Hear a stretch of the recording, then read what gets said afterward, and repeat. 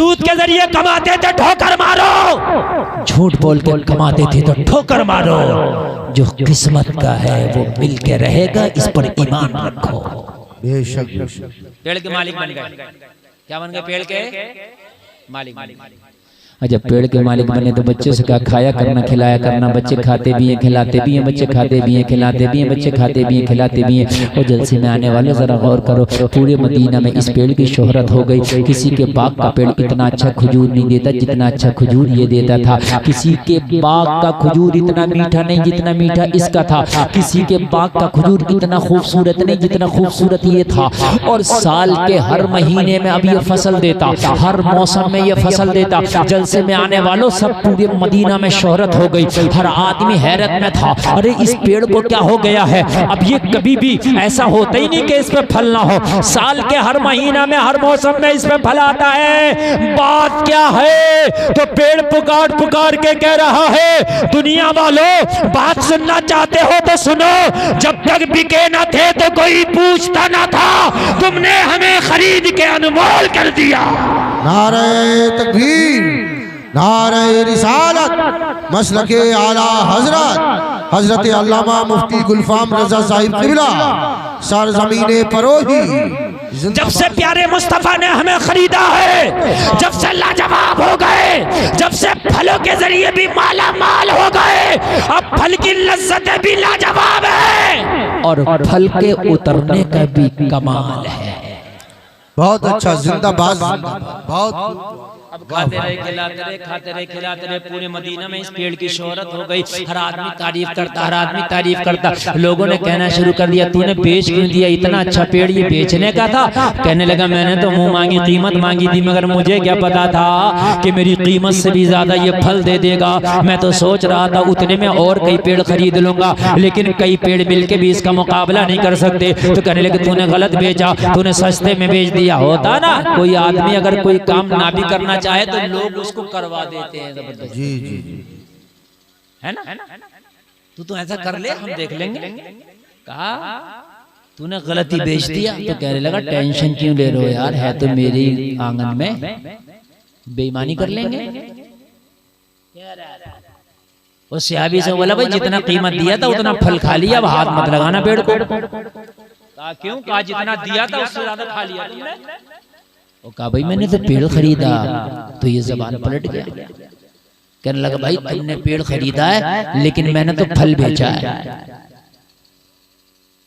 जबान की पलटी मार गया। नबी का सहाबी मेरे मुस्तफा की बारगाह में हाजिर हुआ, अर्ज करने लगा, आका वो तो बेईमानी कर रहा है। या रसूलल्लाह वो तो पलटी मार गया। मेरे आका वो तो कहता है कि मैंने फल बेचा है। नबी ने फरमाया, उसके पलटी मारने से क्या होता? पूरी दुनिया पलटी मार जाए, पेड़ तो तेरा है। क्या बात है, वाह वाह वाह वाह वाह। नबी ने जबान दे दी, तेरा है। कहने लगा, या रसूलल्लाह, वो कहता मेरे आंगन में कहाँ है? मेरा है। नबी ने फरमाया, आज आंगन का किस्सा ही खत्म कर देंगे। आज आंगन वाला किस्सा ही खत्म कर देंगे। नबी ने उस सहाबी से कहा, जा उस पेड़ के पास जाना और जाने के बाद उस पेड़ से कह देना इसकी नीयत खराब हो गई है। मेरे नबी ने फरमाया है, इसके अंगना से चलो, मोरे अंगना में आ जाओ। क्या बात है, वाह वाह वाह।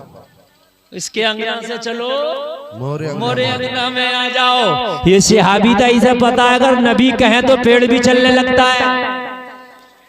अगर अकीदे में कजी होती तो कहता, या रसूलल्लाह पेड़ कैसे आएगा?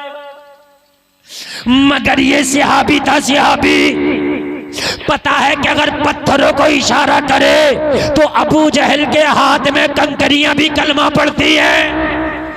बेशक बेशक।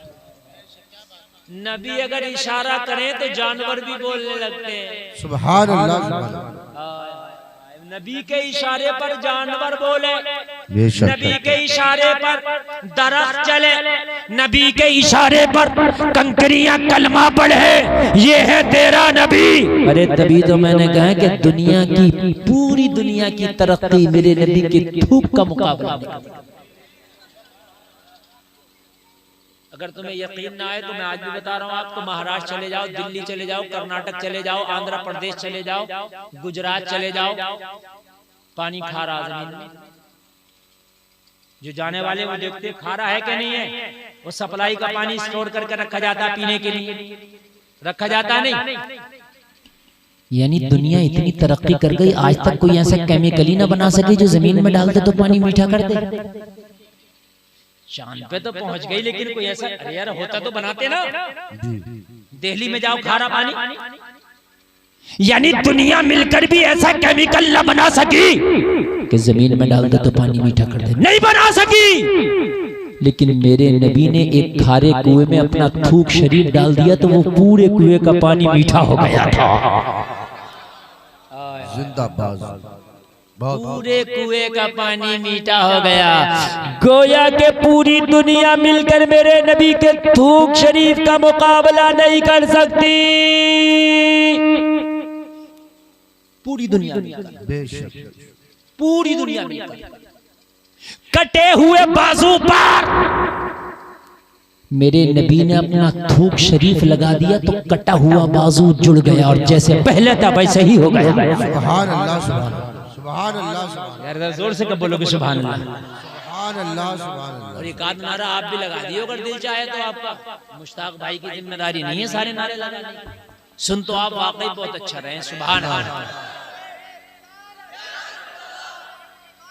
या जिंदाबाद।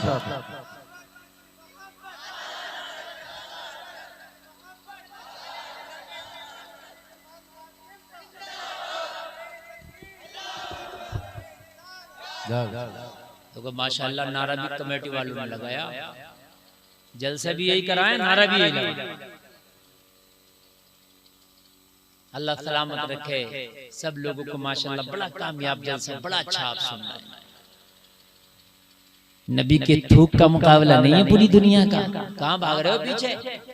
अपने घर में अपनी माँ बहनों से जाके कह देना किस फैशन के पीछे जा रही हो मेरी बहनों। मेरे नबी के थूक का मुकाबला नहीं कर सकती ये दुनिया। मारो ठोकर दुनिया के फैशन को और आओ मुस्तफा के तरीके पर जिंदगी को लाजवाब बनाओ। क्या बात है, वाह वाह वाह। बनाओ जिंदगी को लाजवाब मुस्तफा। सुभान अल्लाह, सुभान। बनाओ जिंदगी को लाजवाब मुस्तफा के तरीके पर। मेरे नबी के थूक शरीफ का यह हाल है। मालूम है खैबर को जब फतह करने के लिए मेरे नबी ने अली के हाथ में झंडा दिया। का अली कई दिन से इस्लामी लश्कर खैबर से खैबर के किले को फतह करने जाता है लेकिन कामयाबी नहीं मिल पा रही है। अली आज झंडा मैं तुम्हारे हाथ में देता हूं, जाओ खैबर को फतह करके आओ। अर्ज की आका जा तो रहा हूं लेकिन आंखें दुख आई हैं, आंसू बेचैन है, आंख खोल नहीं पाता हूँ धूप में। या रसूल अल्लाह आंख दुख आई है। मेरे नबी ने फरमाया अली झंडा थामो, अभी इलाज करता हूँ। पूरी दुनिया में कोई ऐसा ड्रॉप आज तक नहीं बना कि आंख में डालो तो 1 सेकंड के अंदर आंख अच्छा हो जाए। मेरे नबी ने अपना लोहाबे देन मौला अली की आंख में डाला, जैसे ही डाला अली की आंखें अच्छी हो गई। सुभान अल्लाह, सुभान अल्लाह। आला हजरत फरमाते हैं जिसके तलवे का धोबन है आबे हयात है वो जाने मसीहा हमारा नबी। बेशक बेशक बेशक। अरे कौन देता है देने को मुंह चाहिए, देने वाला है सच्चा हमारा नबी। सुभान अल्लाह, सुभान अल्लाह। ये है मेरा नबी, वाह वाह। लाजवाब नबी। बातें नहीं इधर से, बिल्कुल बातें नहीं, एक एक जुमले को बगौर सुने। दीन पर अमल करने के लिए जानना जरूरी है।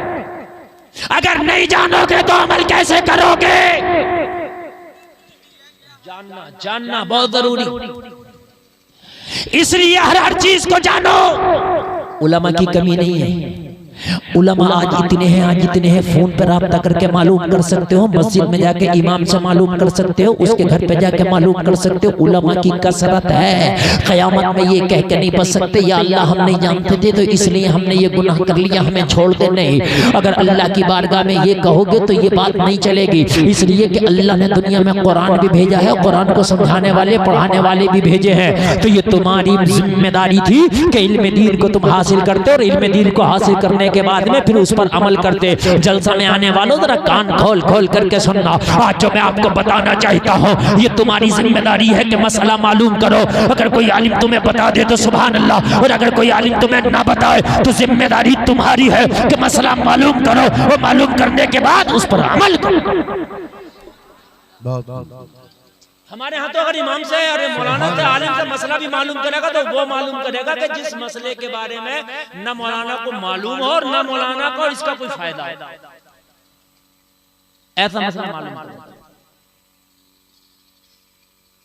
समझ रहे हैं आप क्या नहीं समझ रहे हैं? एक आदमी ने मुझसे फोन किया, फोन करके पूछा हजरत ये बताओ सबसे पहली अजान कौन सी मस्जिद में हुई? अब बताओ। मैंने कहा ये बता तुझे अजान पढ़ना आती है कि नहीं आती है? बोला कटी फटी है। तो मैंने कहा अजान सही करता। इसमें पहमत लगाता है इस कटी फटी में। ये ना पूछा जाएगा कि तू अजान सबसे पहले किसने और कहां पढ़ी, ये पूछा जाएगा पढ़ता कैसी है।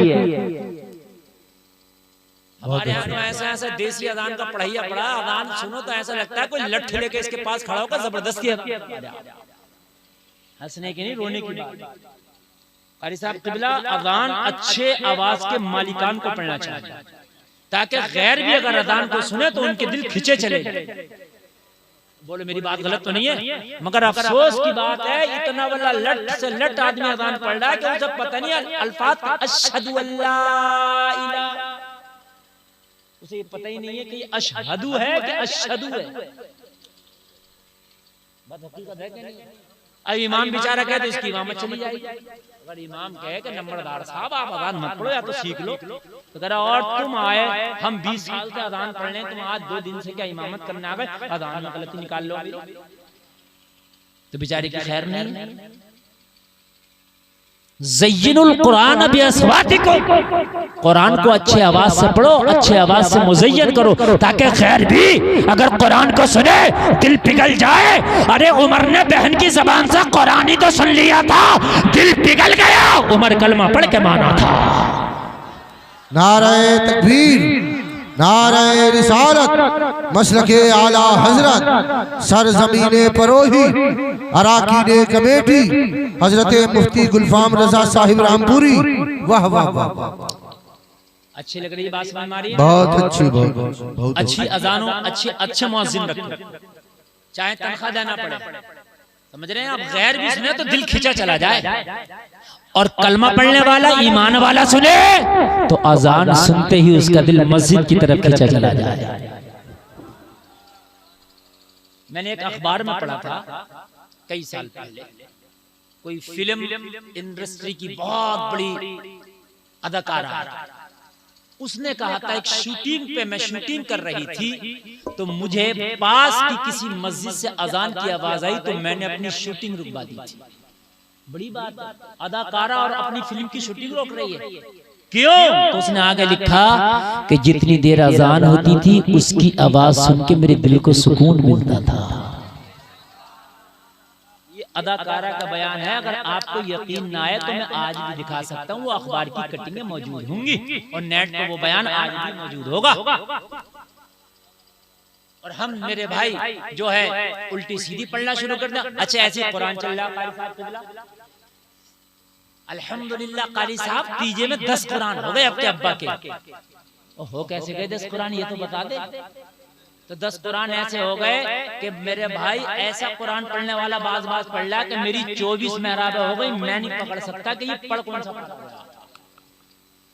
सही बता रहा हूँ, पता ही नहीं चलता कौन सा पारा पढ़ रहा है।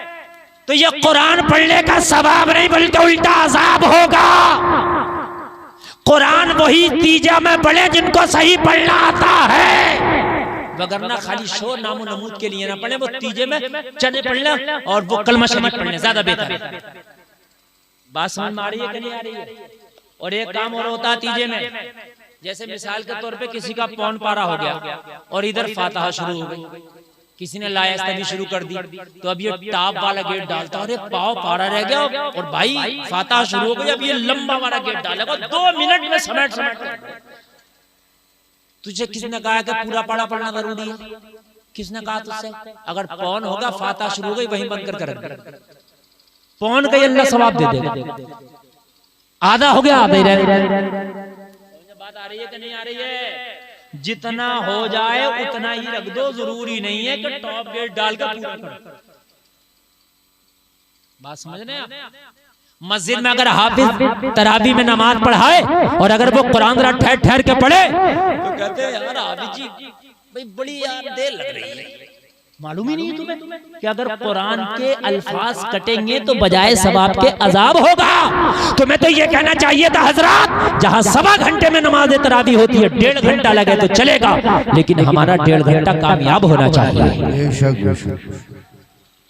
पढ़ने नहीं देते ठहर ठहर के, तेज पढ़ो तेज पढ़ो, तेज ना पढ़ने को कहा करो। हाफिज जितना ठहर ठहर के पढ़े उतना ही। बात समझ में आ रही है कि नहीं आ रही है?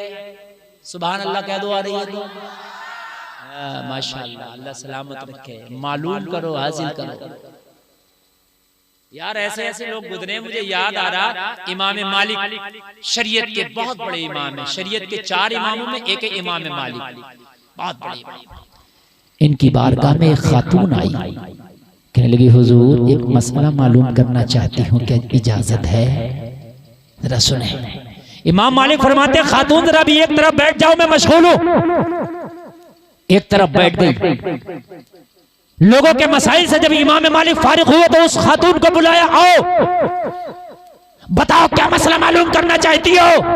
कहने लगी हुजूर मैं बड़ी गरीब खातून हूँ, मैं चरखा चला के सूत काट करके अपना चूल्हा जलाती हूँ, मेरी रोजी रोटी सूत पर चलती है। हुजूर इसी हवाले से एक मसला मालूम करना है। जरा इसको बहुत गौर से सुनना सारे लोग। क्या बात है?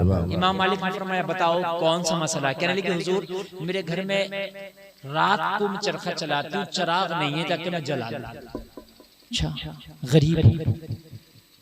कहने लगी रात को अपनी छत पे चरखा लेकर बैठ जाती हूँ और जब अक्स आता है चांदनी का, उसी अक्स में मैं चरखा चलाती हूँ। अक्स में मोहम्मद अली भाई नारे तकबीर, नारे रिसालत, मसलके आला हजरत शायर इस्लाम हजरत कारी मोहम्मद अली साहब फैजी, उलमाए अहले सुन्नत, नारे तकबीर, नारे रिसालत, शायर इस्लाम हजरत कारी मोहम्मद अली साहब क़िबला फैजी, जिनको देखने और सुनने के लिए आप बेचैन बेकरार हैं, मेरे शरीफ पे जलवा फरमाए। कारी मोहम्मद अली फैजी की आमद हिंदुस्तान का बहुत बड़ा लहजा, सनाखान रसूल के हवाले से एक चमकता दमकता चेहरा आपके सामने है। मेरी बात सुनेंगे। 12 मिनट मेरा बचा है। 1 बजे इंशाअल्लाह, 1 बजे 12 बजे मेरी तकरीर मुकम्मल होगी। मैं उसके बाद हटूंगा और मोहम्मद अली भाई को आप सुनेंगे। बोलो इंशाअल्लाह। इंशाअल्लाह। बहुत अच्छा आपने सुना, यकीन मारी मेरी तबीयत खुश हो गई। मुझे नहीं पता था कि यहाँ के लोग वाकई इतना अच्छा जलसा सुनते हैं। सुभान अल्लाह। और एक बात बताओ, ये जलसा रोड पे हो रहा, यहाँ सुन लेना इतनी तवज्जो के साथ, ये बहुत कमाल की। वरना जलसे में तो अगर मोटरसाइकिल भी स्टार्ट हो जाए ना तो पूरे लोग उधर ही को देखने लगते हैं कि ये क्या नया कमाल है। तो ये बहुत अच्छी बात है, आपने सुना माशाल्लाह। बस 12 मिनट मेरे और सुने और उसके बाद फिर मैं आपको मोहम्मद अली भाई के हवाले कर दूंगा। सुभान सुभान। कहने लगी हुजूर में चरखा चलाती हूं। जानते नहीं जानते हैं चरखा जिससे पहले सूत काटती थी पुरानी खवातीन। कहने लगी हुजूर चांदनी के अक्स में मेरा चरखा चलता है। अगर कभी कभी ऐसा होता है कि जिस रास्ते पे मेरा घर है उस रास्ते से बादशाहों के जुलूस गुजरते हैं, और बादशाहों के जुलूसों में बहुत से लोग शम्मा बरदार, फानूस बरदार होते हैं, जिनके हाथों में मशलें होती हैं। जरा गौर से सुनना, गौर से। रुमाल वाले भैया फोटो कम खींचो, मेरी बात सुनो जरा। ये बड़ी बड़ी बात मैं बता रहा हूँ आपको, बहुत बड़ी बात। हुजूर जब मैं छत पे बैठ के चरखा चला रही होती हूँ, जब बादशाहों के जुलूस निकलते तो जो फानूस बरदार मेरी गली से, जो शम्मा बरदार मेरी गली से, जो मशले लेके मेरी गली से गुजरती, तो उनकी जुलूस की रोशनी मेरी छत पर आ जाती है। और जब रोशनी मेरी छत पे आती है तो मेरी काम करने की रफ्तार बढ़ जाती है, क्योंकि रोशनी आती है। रोजाना चांदनी के अक्स में मैं चरखा चलाती हूँ, लेकिन आज जब बादशाहों के जुलूस की वजह से रोशनी ज्यादा होती है तो मेरी रफ्तार काम की बढ़ जाती है। अगर हर रात 1 किलो सूद काटती हूँ तो आज 2 किलो हो जाता। हुजूर मसला ये मालूम करना है, ये जो 1 किलो ज्यादा हो जाता है इनकी रोशनी की वजह से, क्या वो 1 किलो ज्यादा मेरे लिए जायज है या नाजायज है? अल्लाह अल्लाह नजर दौड़ाएं आप। हुजूर वो रोशनी पे मेरा कोई हक नहीं है ना, वो बादशाह के जुलूस की रोशनी होती है। ये जलसे वालों ने रोशनी की है तो जलसे में नहीं है रोशनी, वहां पास पड़ोस तक जा रही है। बोलो जा रही है कि नहीं जा रही है? तो कहने लगे हुजूर वो रोशनी जो होती है वो मेरे चिराग की नहीं होती, वो जो रोशनी होती है ना वो उनके चिराग की होती है। हाय कुर्बान जाए। इन्नमा यख्शल्लाह मिन इबादिहिल उलमा, जानने वाले ही अल्लाह से डरते हैं, जानने वाले ही। मेरी बहनों, अगर अपने घर में हांडी बनाती हो और अगर नमक भी तेरा कोई शौहर, तेरा बेटा, तेरा घर वाला अगर हराम की बगैर, पैसों की बगैर इजाजत की लिया तो पूरी हांडी तेरी बर्बाद हो जाएगी। हांडी में भी अगर नमक डाल लिया तो बर्बाद हो जाएगी हांडी। एक एक लुकमे का हिसाब मैदान महशर में देना है, तो कौन देगा इस पूरी जिंदगी का हिसाब जो आप बिल्कुल मुकम्मल कर नहीं रहे हो, जिसका ले लिया देने का नाम नहीं है, जिसके कर्जमंद हो तारीख पे तारीख डालते हो। जलसे में आने वालों, अगर तुम्हारे ऊपर कुछ है तो मरने से पहले उस मामला को साफ करो, ताकि मरने से पहले तेरे मामला साफ हो जाए। और तुम कहते हो तू मेरा क्या बिगाड़ लेगा, मैं नहीं दूंगा तो। तेरी तो औकात क्या, जिस दिन तू मरेगा मैदान महशर होगा, तू दे रहा होगा, अल्लाह दिला रहा होगा। कहने लगी हुजूर वो जो 1 किलो ज्यादा कद जाता है, बताएं कि मेरे लिए जायज है क्या नाजायज? इमाम मालिक ने फरमाया, खातून ऐसा लगता है जैसे हसन बसरी तुम्हारा भाई हो। क्या बात है, वाह वाह वाह। क्या हसन बसरी की बहन हो? कहने लगी हुजूर मैं तो आपकी बारगाह में पहली बार आई हूँ, मैंने तो आज तक आपके पास कभी आई नहीं, आप मुझे कैसे जानते हैं? कहने लगी हुजूर हाँ हाँ मैं हसन बसरी की बहन हूँ, लेकिन आपको कैसे पता कि हसन बसरी मेरा भाई है? तो इमाम मालिक ने फरमाया, ओ खातून सुन, अगर ये तकवा हो सकता है तो हसन बसरी की बहन ही का हो सकता है। क्या बात है, जिंदाबाद। ये तकवा अगर हो सकता है तो हसन बसरी की बहन ही का हो सकता है। नौजवानों, काश हमारे घरों में बहनें ऐसी हो जाएं कि हमारी बहनों के तकवे और किरदार को देख के दुनिया वाले कहें, अगर ये किरदार हो सकता है तो उस भाई की बहन ही का हो सकता है। सुभान अल्लाह, सुभान कहने अल्लाह। लगी हाँ हुजूर हसन बसरी मेरा ही भाई है। हाय हाय हाय। इमाम मालिक ने मालूम है क्या फरमाया? सुनोगे तो हैरत में पड़ जाओगे। कहने लगे मसला पूछना चाहती है तो सुन, सबके लिए जायज है, तेरे लिए नाजायज। वाह वाह वाह वाह वाह वाह, सुभान अल्लाह। सबके लिए जायज है, तेरे लिए नाजायज। बड़ी अच्छी बात। इतना खामोश सुनोगे तो फिर मोहम्मद अली भाई को कैसे सुन पाओगे? तेरे लिए। कहने लगी हुजूर हुजूर शरीयत एक मसला दो। हुजूर हुजूर हुजूर हुजूर मसला दो, शरीयत एक। तो कहने लगे हाँ, एक फतवा होता है, एक तकवा होता है। जोर से बोलो यार सुभान अल्लाह। एक फतवा होता है, एक तकवा। कहीं कहीं फतवा इजाजत दे देता है मगर तकवा इजाजत नहीं देता। कहने लगे शरीयत का फतवा तो ये है कि वो जायज है, उस रोशनी को इस्तेमाल किया जा सकता है, मगर हसन बसरी की बहन तेरा तकवे के नजदीक ये जायज नहीं है। बहुत अच्छा, बहुत अच्छा। वाह वाह वाह।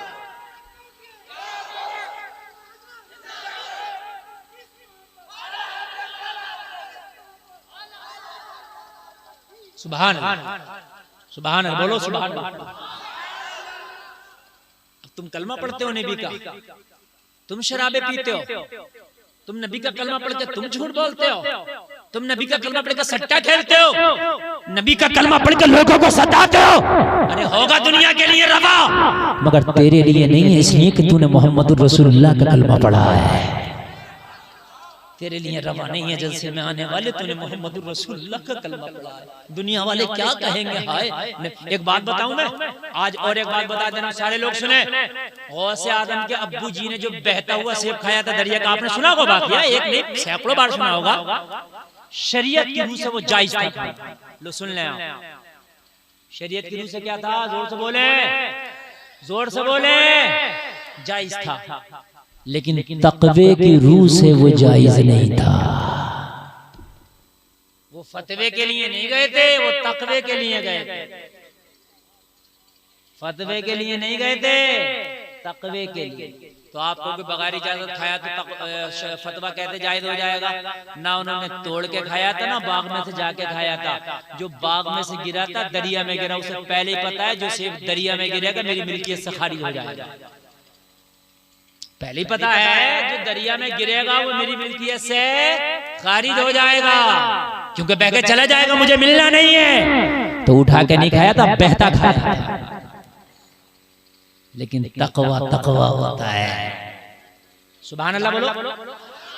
साबिर अलाउद्दीन कलियरी ने 12 साल तक खाना, एक आदमी कह रहा खाया, अरे खाया कि नहीं खाया? अच्छा बताओ, खा लेते तो जायज था कि ना जायज? जायज था। सुने यार, खा लेते तो क्या था? जोर से बोलो। अब क्यों कहते जायज? सुने, तुम्हारे घर कोई बारात आए, मेहमान आए, तो आप अपने खानदानियों से, अपने दोस्तों से क्या कहते हो? भाई जरा खाने खिलाने में रहना और सही तरीके से मेहमानों को खिलाना, जरा देख रेख अच्छी करना। तो मतलब ये नहीं होता कि खुद एक लुकमा भी नहीं खाना, ही नहीं खिलाना। मतलब ये होता खुद भी खाना और इन्हें भी खिलाना है। या किसी के घर तुम इंतजाम में गए हो, कसम से बताना बगैर खाए आए हो तो बता दो, अगर आए हो तो 2 बार तो खा लिया होगा, एक सुबह की शिफ्ट में और एक शाम वाली में, मगर ऐसा नहीं हुआ होगा बगैर खाए। और जायज है वो? नाजायज नहीं है, इसलिए कि भाई आपको इजाजत दी गई खिलाओ तो उसमें खाने की इजाजत पहले। अरे बोले, खाने की इजाजत पहले। लेकिन ये है शरीयत का फतवा। अलाउद्दीन से कहा था जाओ लंगर लुटाओ, उसमें खाने की भी इजाजत थी, मगर खाया क्यों नहीं? तकवा कह रहा था अलाउद्दीन। जाहिरी तौर पे मामा ने इजाजत नहीं दी है, इसलिए सिर्फ खिलाना है, खाना नहीं है। समझ रहे हैं आप? तकवा कह रहा था हाँ, खूब शोर मचाओ, खूब मचाओ, जितना दिल करे इतना मचा लो, खूब मचा लो शोर। 2 मिनट और खूब मचा। कम्मल आया तो ऐसे शोर मचा रहे हैं, ऐसे शोर मचा रहे हैं जैसे कि मतलब कोई सऊदी अरब से आ गया। अजीब मसला आया। मिनट लिमिटेड आपको टाइम दिया है, और खुदा की कसम खा के कह रहा हूं, मैं वो तकरीर कर रहा हूं, वो तकरीर कर रहा हूं कि अगर इस पर अमल कर लो तो वली बन जाओ। जब तक के हलाल के लुक़मे ना खाओ, इबादत काबे में कर लो, जाकर मस्जिद नबवी में सजदे कर लो, एक को कबूल नहीं होगा। हलाल के लुक़मे जरूरी है, अक्ले हलाल जरूरी है। नबी ने पेट से जो पत्थर बांधे किस लिए बांधे मालूम है आज तक आपको? आप कहोगे खाना नहीं था, नहीं। हजरत मूसा की उम्मत को भूख लगे तो जन्नत से मन्नो सलवा आ जाए, क्या मोहम्मद रसूलुल्लाह को भूख लगे तो जन्नत का खाना नहीं आ सकता था? अरे जन्नत का खाना तो दूर की बात, जन्नत आ जाती। जिब्रील जन्नत का खाना मेरे नबी को अपने हाथ से खिला देता, मगर पेट से पत्थर इसलिए बांधा कि मेरे उम्मत के कलमा पढ़ने वालों, हलाल का मिले तो खाना सुन्नत है, और अगर हलाल का ना मिले तो फाका रह के पेट से पत्थर बांधना सुन्नत है।